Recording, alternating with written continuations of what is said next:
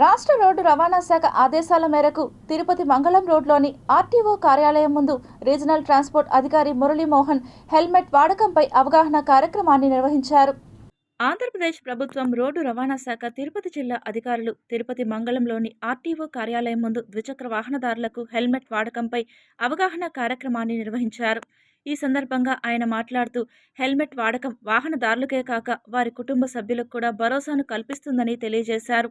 Motor vehicle act ప్రకారం ప్రతి ఒక్క ద్విచక్ర వాహనదారుడు హెల్మెట్ ధరించాలని, లేని పక్షంలో మొదటిసారి హెచ్చరించడం, రెండవసారి జరిమానా విధించడం, మూడవసారి కనుక హెల్మెట్ లేకుండా అధికారులకు పట్టుబడితే వాహనాన్ని సీజ్ చేయడంతో పాటు 3 నెలల పాటు లైసెన్స్ను రద్దు చేయడం జరుగుతుందని హెచ్చరించారు.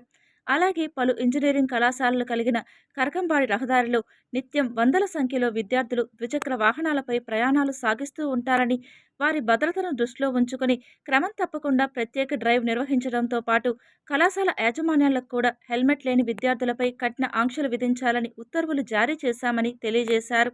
ఈ కార్యక్రమంలో జిల్లాలోని రోడ్డు రవాణా శాఖ అధికారులు, రవాణా శాఖ వైద్యులు, సామాజికవేత్త డాక్టర్ మస్తానమ్మ తదితరులు పాల్గొన్నారు. కల్పించదలిచాము. ముఖ్యంగా రహదారిపై నిత్యం ప్రయాణించే మోటార్ వాహనాలపై మేము అనేక కేసులు నమోదు చేస్తుంటాము. అయితే ఈరోజు దానికి భిన్నంగా మేము వారికి అవగాహన కార్యక్రమం కల్పించాలని చెప్పేసి హెల్మెట్పై ఈరోజు అవగాహన కల్పించాము. అందరికీ మేము విన్నవించుకునేది ఏంటంటే సెక్షన్ 129 ప్రకారం, అట్లాగే మోటార్ వాహనాల సెక్షన్ 194D అమెండ్మెంట్ యాక్ట్ 2019 ప్రకారం విధిగా ప్రతి ఒక్కరు కూడా హెల్మెట్ ధరించాలి. హెల్మెట్ ధరించని పక్షంలో వారి మీద చర్యలు తీసుకునే అవకాశం ఉంది. ఈ యొక్క విషయాన్ని ముఖ్యంగా గమనించి అందరూ కూడా హెల్మెట్ విధిగా ధరించాలని చెప్పేసి మేము కోరుకుంటున్నాము. ముఖ్యంగా ఎస్పీ గారు హెల్మెట్ లేకుండా ఉంటే పెట్రోల్ పట్టవద్దని చెప్పేసి ఆదేశాలు జారీ చేయడం జరిగింది. అట్లాగే గౌరవ కలెక్టర్ గారు కూడా ఆదేశాలు జారీ చేశారు.